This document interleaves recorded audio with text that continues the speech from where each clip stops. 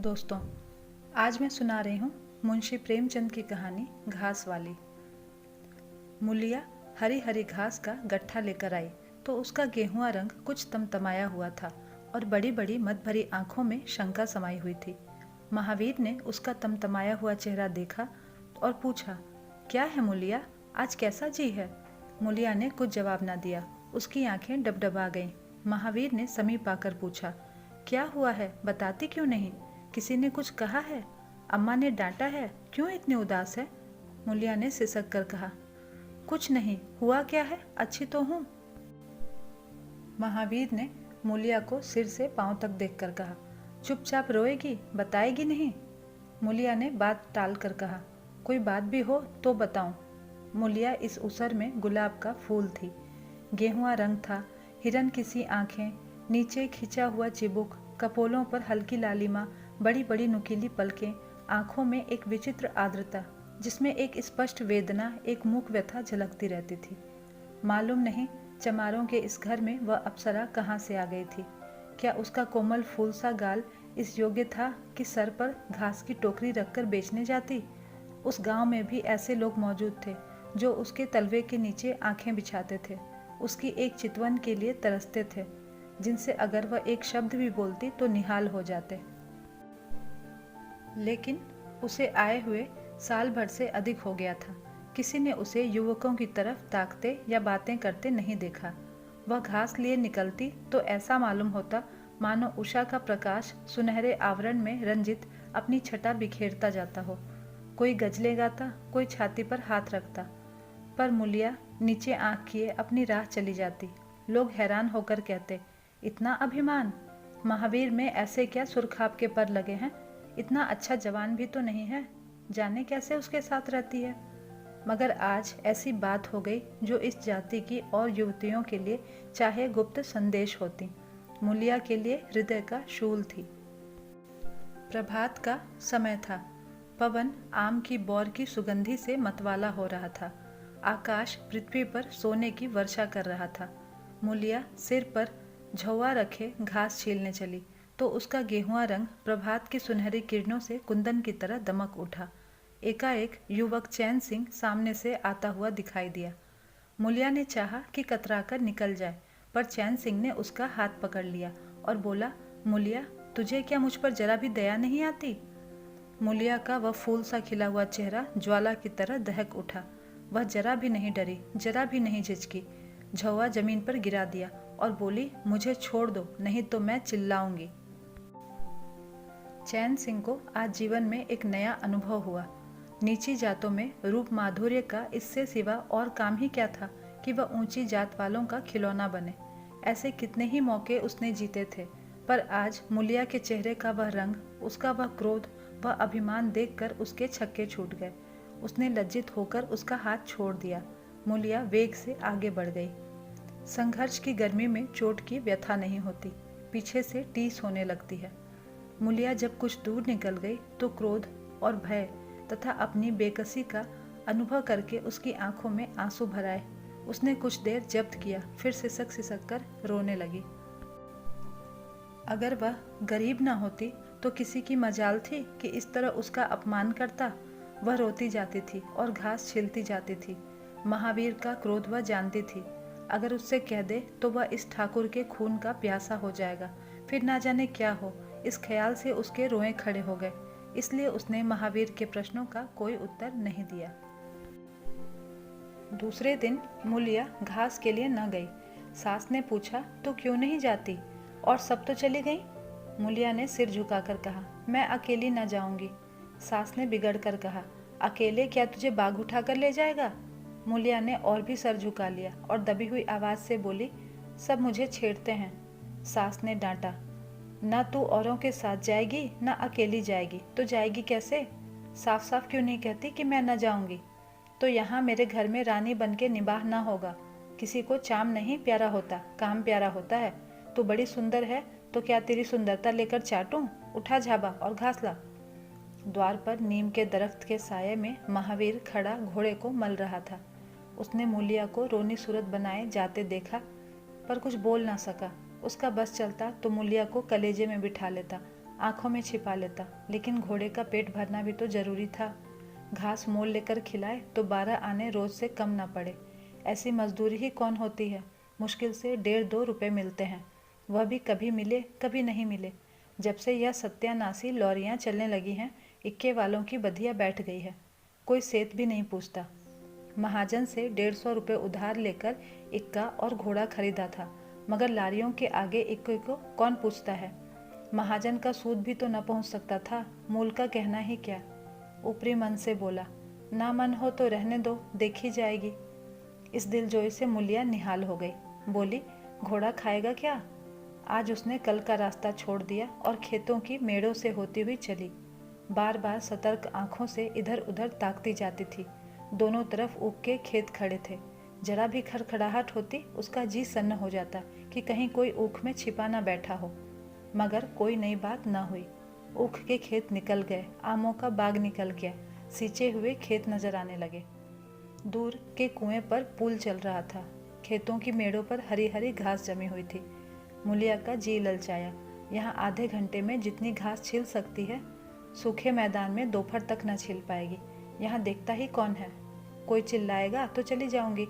वह बैठकर घास छीलने लगी और 1 घंटे में उसका झाबा आधे से ज़्यादा भर गया। वह अपने काम में इतनी तन्मय थी कि उसे चैन सिंह के आने की खबर ना हुई। एकाएक उसने आहट पाकर सिर उठाया तो देखा चैन सिंह खड़ा है। मूलिया की छाती धक से हो गई। जी में आया भाग जाए, झाबा उलट दे और खाली झाबा लेकर चली जाए, पर चैन सिंह ने कई गज के फासले से ही रुक कर कहा, डर मत, भगवान जानता है मैं तुझसे कुछ न बोलूँगा। जितनी घास चाहे छील ले, मेरा ही खेत है। मूलिया के हाथ पैर सुन्न हो गए। खुरपी हाथ में जम सी गई। घास नजर ही ना आती थी। जी चाहता था जमीन फट जाए और मैं समा जाऊं। जमीन आंखों के सामने तैरने लगी।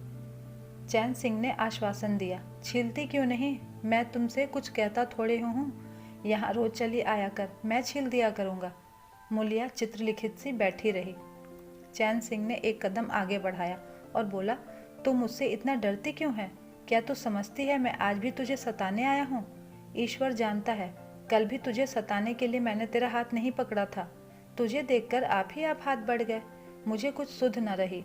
तू चली गई तो मैं वहाँ बैठकर घंटों रोता रहा।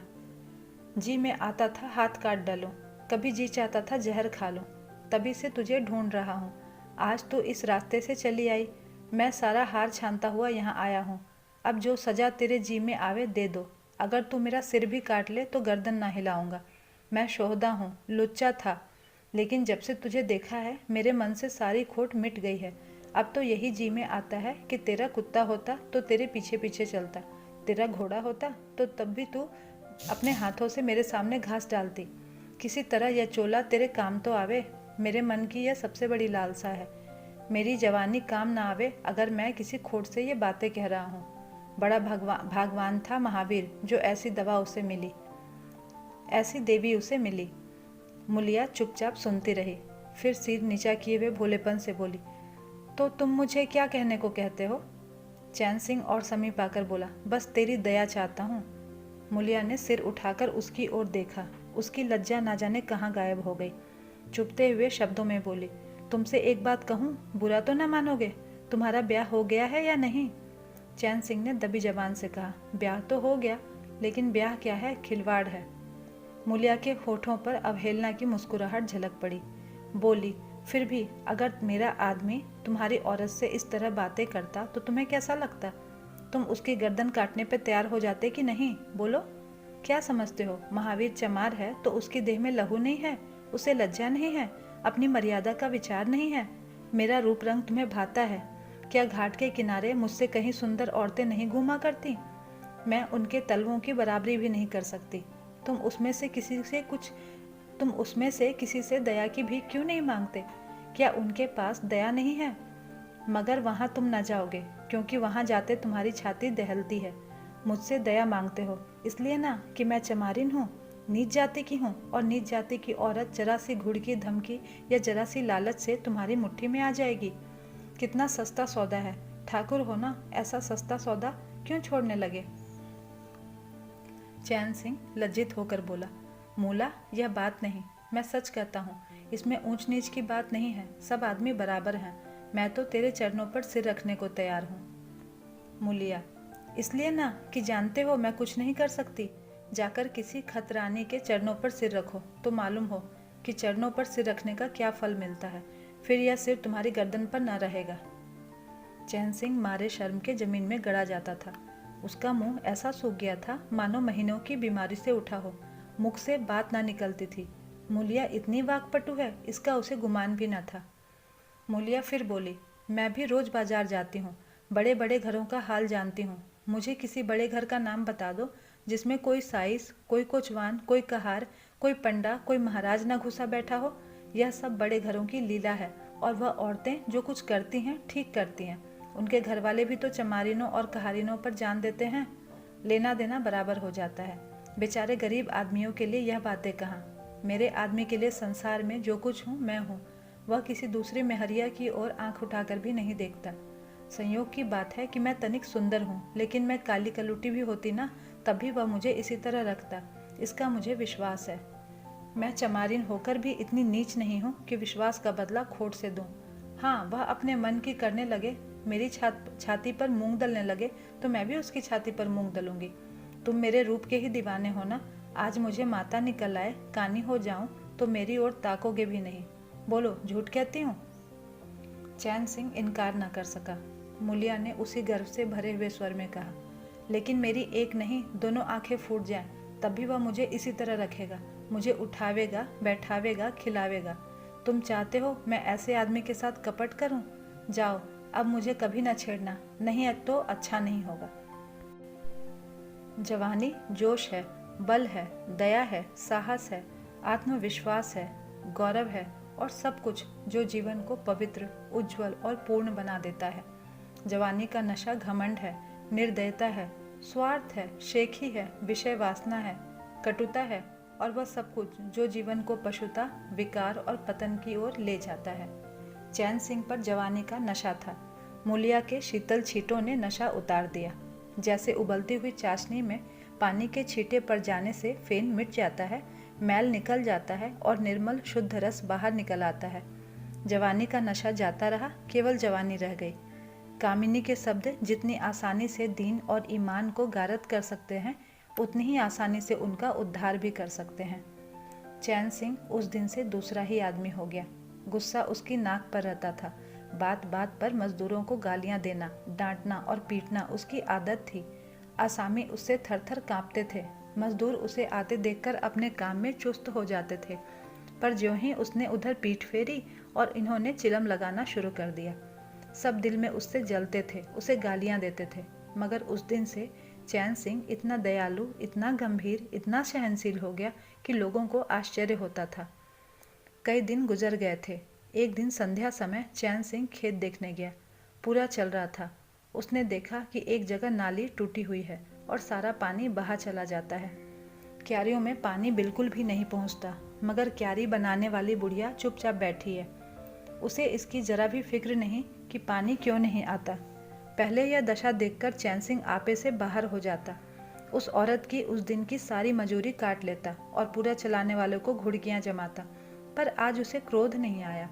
उसने मिट्टी लेकर नाली बांध दी और खेत में जाकर बुढ़िया से बोला, तू यहाँ बैठी है और पानी सब बहा जा रहा है। बुढ़िया घबरा कर बोली, अभी खुल गई होगी राजा, मैं अभी जाकर बंद किए देती हूँ। यह कहती हुई वह थर थर कांपने लगी। चैन सिंह ने उसकी दिलजोई करते हुए कहा, भाग मत, मैंने नाली बंद कर दी है। बुढ़ऊ कई दिन से दिखाई नहीं दिए, कहीं काम पर जाते हैं कि नहीं? बुढ़िया गदगद होकर बोली, आजकल तो खाली ही बैठे हैं भैया, कहीं काम नहीं लगता। चैन सिंह ने नम्र भाव से कहा, तो हमारे यहाँ लगा दे, थोड़ा सा सन रखा है, उसे काट दे। यह कहता हुआ वह कुएं की ओर चला गया, जहाँ 4 पुर चल रहे थे, पर इस वक्त 2 हंकवे बेर खाने गए थे। चैन सिंह को देखते ही मजदूरों के होश उड़ गए। ठाकुर ने पूछा, 2 आदमी कहाँ गए? तो क्या जवाब देंगे? सबके सब डांटे जाएंगे। बेचारे दिल में सहमे जा रहे थे। तब तक चैन सिंह वहां पहुंच गया और पूछा, वह दोनों कहाँ चले गए? किसी के मुंह से आवाज ना निकली। सहसा सामने से दोनों मजूर धोती के एक कोने में बेर भरे आते दिखाई दिए। खुश खुश बात करते चले आ रहे थे। चैन सिंह पर निगाह पड़ी तो दोनों के प्राण सूख गए। पाँव मन मन भर के हो गए। अब न आते बनता न जाते। दोनों समझ गए कि आज डांट पड़ी, शायद मजदूरी भी कट जाए। चाल धीमी पड़ गई। इतने में चैन सिंह ने पुकारा, बढ़े आओ, कैसे बेर हैं, लाओ जरा मुझे भी दो, मेरे ही पेड़ के हैं ना। दोनों और भी सहम उठे। आज ठाकुर जीता ना छोड़ेगा, कैसा मीठा मीठा बोल रहा है, उतना ही भिगो भिगो कर लगाएगा। बेचारे और भी सिकुड़ गए। चैन सिंह ने फिर कहा, जल्दी से लाओ जी, पक्की पक्की सब मैं ले लूँगा। जरा एक आदमी लपक कर घर से थोड़ा सा नमक तो ले आओ। तुम भी दोनों आ जाओ, उस पेड़ के बेर मीठे होते हैं, बेर खा लें, काम तो करना ही है। अब दोनों भगोड़ों को कुछ ढाढ़स हुआ। सभी ने जाकर सब बेर चैन सिंह के आगे डाल दिए और पक्के पक्के छाँट कर उसे देने लगे। एक आदमी नमक लाने दौड़ा। आधे घंटे तक चारों पुर बंद रहे। जब सब बेर उड़ गए और ठाकुर चलने लगे तो दोनों अपराधियों ने हाथ जोड़कर कहा, भैया जी आज जान बख्शी हो जाए, बड़ी भूख लगी थी, नहीं तो कभी ना जाते। चैन सिंह ने नम्रता से कहा, तो इसमें बुराई क्या हुई, मैंने भी तो बेर खाए, एक आधा घंटे का हरज हुआ, यही ना। तुम चाहोगे तो घंटे भर का काम आधा घंटा में कर दोगे, ना चाहोगे तो दिन भर में भी घंटे भर का काम ना होगा। चैन सिंह चला गया तो चारों बात करने लगे। एक ने कहा, मालिक इस तरह रहे तो काम में जी लगता है, यह नहीं कि हरदम छाती पर सवार। दूसरे ने कहा, मैंने तो समझा आज कच्चा ही खा जाएंगे। तीसरे ने कहा, कई दिन से देखता हूँ मिजाज कुछ नरम हो गया है। चौथे ने कहा, सांझ को पूरी मजदूरी मिले तो कहना। तब फिर पहले आदमी ने कहा, तुम तो हो ही गौवर गणेश, आदमी का रुख नहीं पहचानते, अब खूब दिल लगाकर काम करेंगे। तब तीसरे ने कहा, और क्या, जब उन्होंने हमारे ऊपर छोड़ दिया तो हमारा भी धर्म है कि कोई कसर ना छोड़े। मुझे तो भैया अब ठाकुर पर अब भी विश्वास नहीं आता। एक दिन चैन सिंह को किसी काम से कचहरी जाना था। 5 मील का सफ़र था। यूँ तो वह बराबर अपने घोड़े पर जाया करते थे, पर आज धूप बड़ी तेज हो रही थी। सोचा इक्के पर चला चलूं। महावीर को कहला भेजा, मुझे लेते जाना। कोई 9 बजे महावीर ने पुकारा। चैन सिंह तैयार बैठा था, झटपट इक्के पर बैठ गया। मगर घोड़ा इतना दुबला हो रहा था, इक्के की गद्दी इतनी मैली और फटी पड़ी थी, सारा सामान इतना रद्दी कि चैन सिंह को उस पर बैठते हुए भी शर्म आ रही थी। पूछा, यह सारा सामान बिगड़ा हुआ क्यों है महावीर? तुम्हारा घोड़ा इतना दुबला तो कभी न था, क्या आजकल सवारियां कम हैं? महावीर ने कहा, नहीं मालिक, सवारियां काहे नहीं हैं, मगर लॉरियों के सामने इक्के को कौन पूछता है। कहाँ 2, ढाई, 3 की मजदूरी करके घर लौटता था, कहाँ अब 20 आने भी मुश्किल से मिलते हैं। क्या जानवर को खिलाऊं और क्या आप खाऊं? बड़ी विपत्ति में पड़ा हूँ। सोचता हूँ इक्का घोड़ा बेच बाज कर आप लोगों की मजदूरी कर लूँ, पर कोई ग्राहक ही नहीं लगता। ज़्यादा नहीं तो 12 आने तो घोड़े को चाहिए ही, घास ऊपर से। जब अपना ही पेट नहीं चलता तो जानवर को कौन पूछे। चैन सिंह ने उसके फटे हुए कुर्ते को देखकर कहा, 2-4 बीघे खेती क्यों नहीं कर लेते? महावीर सिर झुकाकर बोला, खेती के लिए बड़ा पौरुष चाहिए मालिक। मैंने तो यही सोचा है कि कोई ग्राहक लग जाए तो इक्के को औने पौने निकाल दो, फिर घास छील कर बाजार ले जाया करूं। आजकल सास पतोहू दोनों छिलती हैं, तब जाकर 10-12 आने पैसे नसीब होते हैं। चैन सिंह ने पूछा, तो बुढ़िया बाजार जाती होगी? महावीर लजाता हुआ बोला, नहीं भैया, वह इतनी दूर कहाँ चल सकती है, घरवाली चली जाती है, दोपहर तक घास छीलती है, तीसरे पहर बाजार जाती है, वहाँ से घड़ी रात गए लौटती है, हलकान हो जाती है भैया, पर मैं क्या करूँ, तकदीर से क्या जोर। चैन सिंह कचहरी पहुँच गए और महावीर सवारियों की टोह में इधर उधर इक्के को घुमाता हुआ शहर की ओर चला गया। चैन सिंह ने उसे 5 बजे आने को कह दिया। कोई 4 बजे चैन सिंह कचहरी से फुर्सत पाकर बाहर निकले। हाथे में पान की दुकान थी। जरा और आगे बढ़कर एक घना बरगद का पेड़ था। उसकी छाह में 20 ही तांगे इक्के फिटने खड़ी थी। घोड़े खोल दिए गए थे। वकीलों, मुख्तारों और अफसरों की सवारियां यहाँ खड़ी रहती थीं। चैन सिंह ने पानी पिया, पान खाया और सोचने लगा कि कोई लॉरी मिल जाए तो जरा शहर की ओर चला जाऊं। तभी उसकी निगाह एक घास वाली पर पड़ गई। सिर पर घास का झाबा रखे साइसों से मोल भाव कर रही थी। चैन सिंह का हृदय उछल पड़ा। यह तो मुलिया है। बनी ठनी एक गुलाबी साड़ी पहने कोचवानों से मोल तोल कर रही थी। कई कोचवान जमा हो गए थे। कोई उससे दिललगी करता था, कोई घूरता था, कोई हंसता था। एक काले कलूटे कोचवान ने कहा, मूला, घास तो अधिक से अधिक 6 आने की है। मुलिया ने उन्माद पैदा करने वाली आंखों से देखकर कहा, 6 आने पर लेना है तो सामने घसियारने बैठी हैं, चले जाओ। 2-4 पैसे कम में पा जाओगे, मेरी घास तो 12 आने में ही जाएगी। एक अधेड़ कोचवान ने फिटन के ऊपर से कहा, तेरा जमाना है, 12 आने नहीं, 1 रुपया मांग, लेने वाले झक मारेंगे और लेंगे। निकलने दे वकीलों को, अब देर नहीं है। एक तांगे वाले ने, जो गुलाबी पगड़ी बांधे हुए था, बोला। बुढ़ऊ के मुंह में पानी भराया। अब मुलिया काहे को किसी की ओर देखेगी। चैन सिंह को ऐसा क्रोध आ रहा था कि इन दुष्टों को जूते से पीटे। सब के सब कैसे उसकी ओर टकटकी लगाए देख रहे हैं, आंखों से पी जाएंगे। और मुलिया भी यहाँ कितनी खुश है, न लजाती है, न झिझकती है, न दबती है। कैसा मुस्कुरा कर रसीली आंखों से देख देख कर सिर का आंचल खिसका कर मुंह मोड़ कर बातें कर रही है। वही मुलिया जो शेरनी की तरह तड़प उठी थी। इतने में 4 बजे अमले और वकील मुख्तारों का एक मेला सा निकल पड़ा। अमले लॉरियों पर दौड़े, वकील मुख्तार इन सवारियों की ओर चले। कोचवानों ने भी चटपट घोड़े जोते। कई महाशयों ने मुलिया को रसिक नेत्रों से देखा और अपनी अपनी गाड़ियों पर जा बैठे। एकाएक मुलिया घास का झाबा लिए उस फिटन के पीछे दौड़ी। फिटन में एक अंग्रेजी फैशन के जवान वकील साहब बैठे थे। उन्होंने पावदान पर घास रखवा ली, जेब से कुछ निकालकर मुलिया को दिया। मुलिया मुस्कुराई। दोनों में कुछ बातें भी हुई जो चैन सिंह सुन ना सके। एक क्षण में मुलिया प्रसन्न मुख घर की ओर चली। चैन सिंह पान वाले की दुकान पर विस्मृति की दशा में खड़ा रहा। पान वाले ने दुकान बढ़ाई, कपड़े पहने और अपनी केबिन का द्वार बंद करके नीचे उतरा तो चैन सिंह की समाधि टूटी। पूछा, क्या दुकान बंद कर दी? पान वाले ने सहानुभूति दिखाकर कहा, इसकी दवा करो ठाकुर साहब, यह बीमारी अच्छी नहीं है। चैन सिंह ने चकित होकर पूछा, कैसी बीमारी? पान वाला बोला, कैसी बीमारी? आधे घंटे से यहाँ खड़े हो जैसे कोई मुर्दा खड़ा हो। सारी कचहरी खाली हो गई, सब दुकानें बंद हो गई, मेहतर तक झाड़ू लगाकर चल दिए, तुम्हें कुछ खबर हुई? यह बुरी बीमारी है, जल्दी दवा कर डालो इसका। चैन सिंह ने छड़ी संभाली और फाटक की ओर चला। महावीर का इक्का सामने से आता दिखाई दिया। कुछ दूर इक्का निकल गया तो चैन सिंह ने पूछा, आज कितने पैसे कमाए महावीर? महावीर ने हंसकर कहा, आज तो मालिक दिन भर खड़ा ही रह गया, किसी ने बेगार में भी न पकड़ा, ऊपर से 4 पैसे की बीड़ियां भी पी गया। चैन सिंह ने जरा देर के बाद कहा, मेरी एक सलाह है, तुम मुझसे 1 रुपया रोज लिया करो, बस जब मैं बुलाऊं तो इक्का लेकर चले आया करो, तब तो तुम्हारी घरवाली को घास लेकर बाजार ना जाना पड़ेगा। बोलो मंजूर है? महावीर ने सजल आंखों से देखकर कहा, मालिक आपका ही तो खाता हूँ, आपका प्रजा हूँ, जब मर्जी हो पकड़वा दीजिए, जब मर्जी हो पकड़वा मंगवाइए, आपसे रुपए। चैन सिंह ने बात काट कर कहा, नहीं, मैं तुमसे बेगार नहीं लेना चाहता, तुम मुझसे 1 रुपया रोज ले जाया करो, घास लेकर घरवाली को बाजार मत भेजा करो, तुम्हारी आबरू मेरी आबरू है, और भी रुपए पैसे का जब काम लगे बेखटके चले आया करो। हाँ देखो, मुलिया से इस बात की भूलकर भी चर्चा ना करना, क्या फायदा। कई दिनों के बाद संध्या समय मुलिया चैन सिंह से मिली। चैन सिंह असामियों से मालगुजारी वसूल कर घर की ओर लपका जा रहा था कि उसी जगह जहां उसने मुलिया की बाह पकड़ी थी, मुलिया की आवाज कानों में आई। उसने ठिठक कर पीछे देखा तो मुलिया दौड़ी आ रही थी। बोला, क्या है मूला, क्यों दौड़ती हो? मैं तो खड़ा हूँ। मुलिया ने हाँफते हुए कहा, कई दिन से तुमसे मिलना चाहती थी, आज तुम्हें आते देखा तो दौड़ी, अब मैं घास बेचने नहीं जाती। चैन सिंह ने कहा, बहुत अच्छी बात है, क्या तुमने कभी मुझे घास बेचते देखा है?